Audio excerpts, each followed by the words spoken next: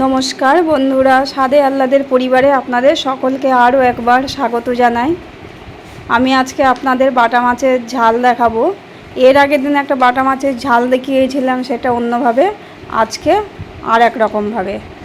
তো এর আগের আমার রান্নাগুলো কেমন লেগেছে আপনারা অবশ্যই কমেন্টের মাধ্যমে জানাবেন রান্নাগুলো কেমন লাগছে। আর রান্নাগুলো যদি আপনাদের ভালো লেগে থাকে অবশ্যই চ্যানেলটি সাবস্ক্রাইব করবেন। তাহলে চলুন আমি এই বাটা মাছটি রান্না করে আপনাদেরকে দেখাই। তো আমি কড়াইতে সর্ষের তেল দিয়ে দিলাম। তেল গরম হয়ে গেছে, ভালো করে তেলটা গরম করে নিতে হবে। দিয়ে মাছগুলো আমি ছেড়ে দিচ্ছি, ঢেকে দিলাম যাতে না ফুটে চোখে মুখে আসে, ওই জন্য ঢেকে দিলাম। এক পিঠ হয়ে গেছে, আর এক পিঠ দিয়ে আবারও ঢেকে দেব। এই যে উল্টে দিলাম, দিয়ে ঢেকে দিচ্ছি। রান্নাগুলো আপনাদের যদি ভালো লাগে অবশ্যই শেয়ার করবেন এবং লাইক দেবেন। মাছ ভালোভাবে আমি কড়াভাবেই ভেজে নিয়েছি, একটু কড়া করেই মাছটা আমি ভেজে নেব। তার আগে মাছটা আমি ভালো করে লবণ দিয়ে ধুয়ে নিয়েছিলাম। আমি প্রত্যেকটা মাছ এরকম লবণ দিয়ে ধুয়ে নিই। মাছ আমি উঠিয়ে রাখলাম। আমি কড়াইতে কালো জিরে ফোড়ন দিয়ে দিলাম। আর ওদিকে আমি পেঁয়াজ কুড়িয়ে রেখেছিলাম, সেই পেঁয়াজের যে শেষের অংশগুলো বাকি থাকে ওইগুলো আমি দিয়ে দিচ্ছি তেলে। এই যে তেলে ভাজা ভাজা হয়ে গেলে এইবার আমি গ্রেড করা পেঁয়াজটা দিয়ে দিচ্ছি। এখানে আমি একটা ছোট পেঁয়াজ, একটা বড় পেঁয়াজ নিয়েছি। নিয়ে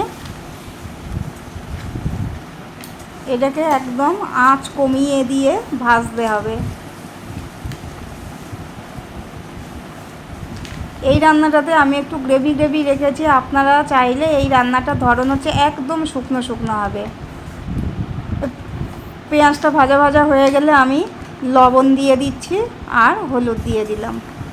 দিয়ে আবারও ভালো করে নাড়িয়ে নিচ্ছি। নাড়িয়ে নেবার পরে এরপরে আমি যেটা দেব সেটা হচ্ছে টুকরো করা টমেটো। টমেটোটাও আমি নরম হওয়ার জন্য আমি আবার ঢাকনা দিয়ে দিলাম। ঢাকনা খুলে এবার টমেটোগুলোকে আমি একটু গলিয়ে দেব।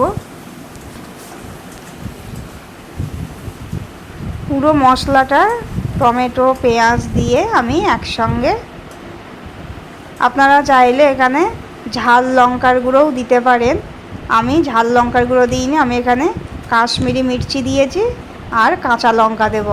আপনারা চাইলে ঝাল লঙ্কার গুঁড়োও দিতে পারেন। আর দিচ্ছি অল্প সামান্য পরিমাণে জিরের গুঁড়ো।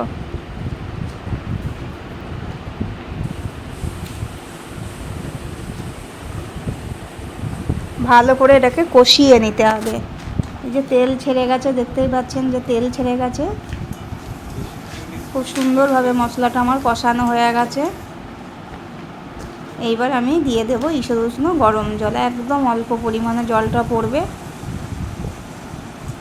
এইখানে মাছটা আপনারা চাইলে আরও জল অল্প দিয়ে মাছটা শুকনো শুকনো করেও নিতে পারেন। আমি একটু গ্রেভি গ্রেভি রেখেছি। ঝোল ভালোভাবেই ফুটে গেছে। এবার আমি ভাজা মাছগুলোকে দিয়ে দিচ্ছি, একটা একটা করে ভাজা মাছ দিয়ে দিলাম।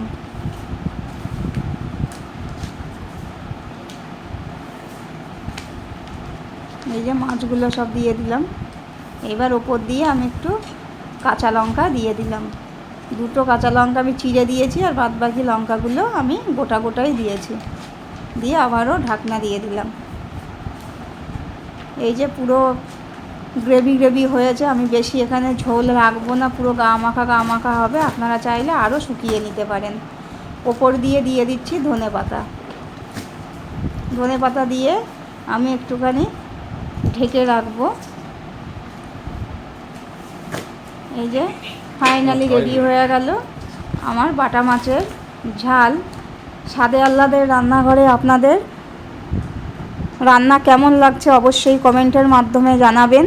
আর রান্নাগুলো যদি ভালো লাগে শেয়ার ও লাইক করবেন। দেখেছেন একদমই ঝোল নেই, পুরো গা মাখা হয়েছে। আপনারা চাইলে আরও শুকিয়ে নিতে পারেন ঝোল। এইভাবেই একদিন বাটা মাছ আপনারা অবশ্যই তৈরি করে খেয়ে দেখবেন। ভালো থাকবেন, সুস্থ থাকবেন, নমস্কার।